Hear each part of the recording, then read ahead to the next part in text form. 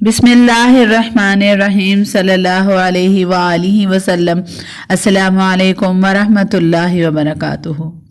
ایک تاجر کی بیوی تھی، اللہ تعالیٰ نے اس کو نیکیوں کی بھی توفیق دی تھی اور حسن و جمال بھی دیا تھا۔ وہ زندگی گزارتی رہتی تھی۔ اس کا خاوند کسی دوسرے شہر میں سفر کے لیے آیا جایا کرتا تھا۔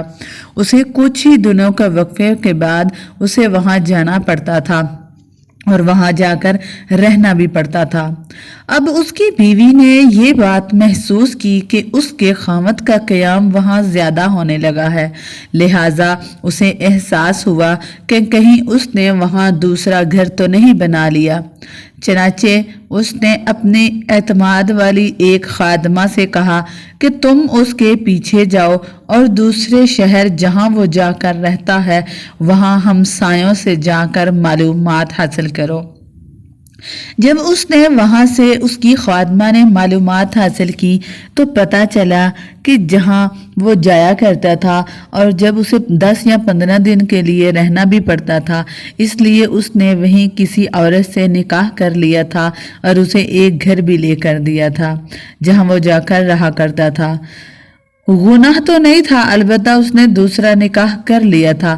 جب اس عورت کو کنفرم ہو گیا تو اس نے سوچا کہ میرے خاوند نے تو نکاح کر لیا ہے، اب اگر جھگڑا کروں گی تو خواہ مخواہ میرے سامنے شرمندگی ہوگی میرے خاوند کو، یا یہ بھی ہو سکتا ہے کہ میرا خاوند کھلم کھلا یہ کہہ دے کہ میں ادھر بھی ٹائم دوں گا اور ادھر بھی ٹائم دوں گا، تو مجھے ایسا کرنے کی کیا ضرورت ہے۔ اس کو کہتے ہیں ایک عقل مند خاتون جو گھر میں لڑائی جھگڑے جو ہیں وہ ختم کرنا چاہتی ہو۔ جو محبت کی مساوات میرے اور میرے خاوند کے درمیان ہے، کیوں نہ میں اسی کو برقرار رکھوں۔ یہ سوچ کر اس نے پردہ رکھنے کا ارادہ کر لیا۔ چنانچہ وہ اپنے خاوند کے ساتھ اسی محبت کے ساتھ رہتی تھی، حالانکہ اسے یقین تھا کہ جب یہ دوسرے شہر میں کاروبار کے لیے جاتا ہے تو وہاں اس کی دوسری بیوی بھی موجود ہوتی ہے۔ اللہ کی شان کہ کچھ مہینوں کے بعد خاوند کی وفات ہو گئی۔ جب خاوند کی وفات ہوئی تو اس کا جتنا سرمایہ تھا وہ سارے کا سارا اس کی بیوی کے پاس تھا۔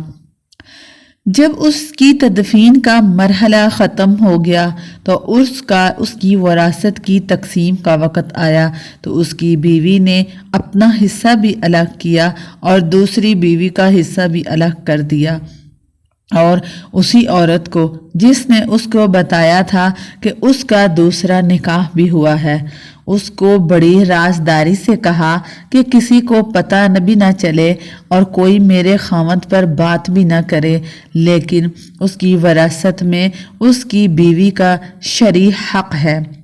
مجھے قیامت کے دن اللہ کے یہاں بھی جواب دینا ہے، اس کا حق میں نہیں کھا سکتی، لہٰذا یہ پیسے لے جاؤ اور اس سے کہو کہ تمہارے خاوند کی وراثت میں سے یہ تمہارا حصہ نکلا ہے اور تم اسے وصول کر لو۔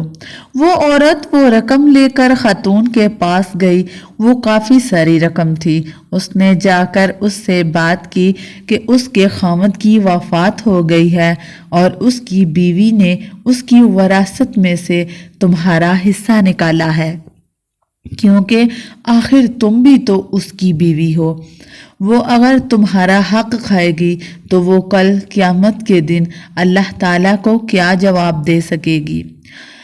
لوگوں کو تو پتہ نہیں ہے مگر اللہ کو تو پتہ ہے، لہٰذا تم یہ اپنا حصہ وصول کر لو۔ اس عورت نے وہ رقم پکڑ کر کہا کہ اللہ اس کا بھلا کرے، وہ کتنی نیک عورت ہے اور کتنی اچھی عورت ہے جس نے میرا یہ خیال رکھا۔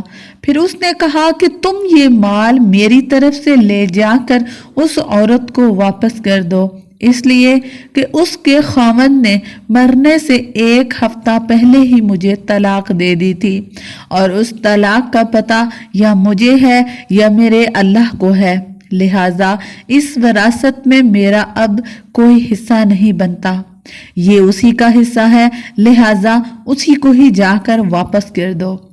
تعلیمات कौन सा तरीका जिंदगी दे रहा है? ये दीन इस्लाम दे रहा है।